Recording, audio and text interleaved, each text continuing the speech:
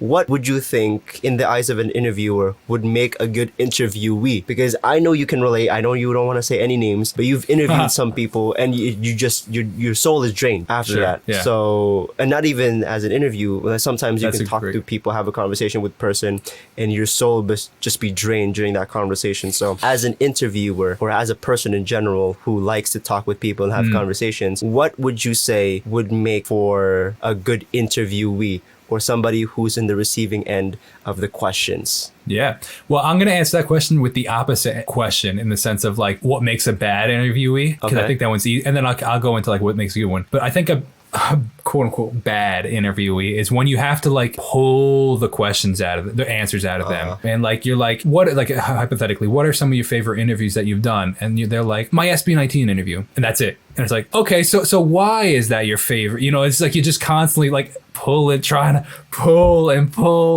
these answers out of them. That's a tough one. And then when they're really nervous, you know, trying to calm, because then it's just an awkward conversation, because you can tell if they're nervous. So you're trying to calm them down, and you know that it's going to make the viewer uncomfortable. So it's like this awkward, like, okay, well, like, hey, just chill kind of thing. Like, because you're going to make it's going to be an uncomfortable conversation, because they're going to see when how they nervous try to you are. overcompensate with their answer. Yeah. Or no, just like they're just like you could tell, you know, when somebody has that nervous energy and nobody likes being around. Yeah, exactly. Yeah. That's a tough one. Short answers are a tough one. And uniquely enough, when somebody is very confident, this was a very unique one for me, where like they flipped the script almost, and they kept like asking me questions, but when they would ask the question, they'd like be like, Jacob, don't you know blah, blah, blah, blah, blah kind of thing. And it would just catch me off guard. Like, I was just like, the way that they carry themselves was so confident, and it just threw me off as somebody who was asking them the questions. You know what I mean? It was a very unique situation where they're like, of course you know this kind of thing, right? And then I'm like, I think I know. You know what I mean? Like, I think I know.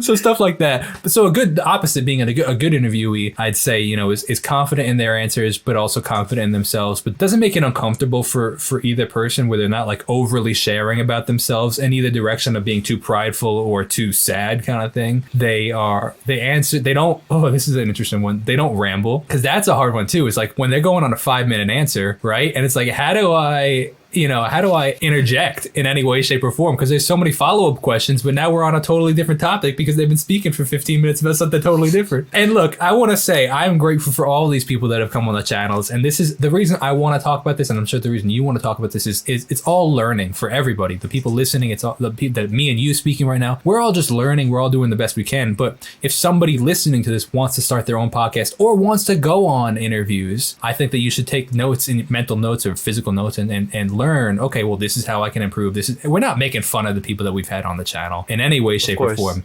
It's literally just, you know, two professionals talking industry shop. Yes, and because we can relate to each other with it.